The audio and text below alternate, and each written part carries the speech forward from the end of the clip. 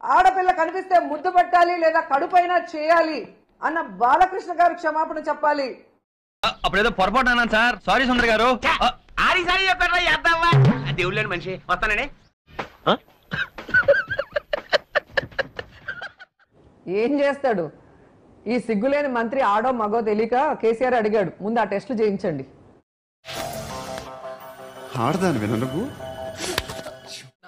ఎందుకంటే నిన్ను కన్న తల్లే నిన్ను చీత్కరించుకుంది. ఒక్క జగనన్నకి వైఎస్ఆర్ గారికి మాత్రమే రాష్ట్ర ప్రజల మీద గౌరవం, ప్రేమ. జగన్మోహన్ రెడ్డి గారు ప్రజలకు ఒక సమస్య అంటే ఆయనను ఆపే తరం ఎవరి వల్ల కాదు. వినేవాళ్ళుంటే ఎన్నైనా చెప్తావు.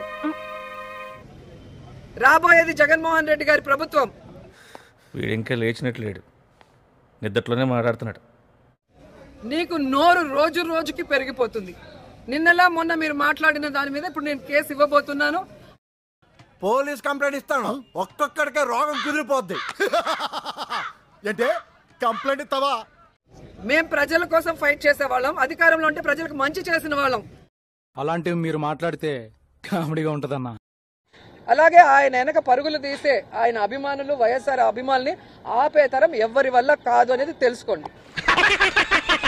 ఎంత మంచి జోకేశారండి. ఈయన ఓడిపోలేదు, ఏ విధంగా ఈవీఎం ని మ్యానిపులేట్ చేశారనేది చర్చ ప్రారంభమైంది. నీవు నానార్థాలు చెప్పినా నా మనసు వాటిని నమ్ముటలేదు. మా లీడర్లు బెదిరించో భయపెట్టేస్తో ఎవ్వరు భయపడిపోయే వాళ్ళు లేరు. అభయ్ దేనికి భయపడు? ఈ యువత డబ్బుతో చంద్రబాబు నాయుడుకి ఒక స్పెషల్ ఫ్లైట్, పవన్ కళ్యాణ్ గారికి ఒక స్పెషల్ ఫ్లైట్, లోకేష్ గారికి ఒక స్పెషల్ ఫ్లైట్. చెప్పు చెప్పవే, నేను వింటాను కదా. ఓ చెప్పే.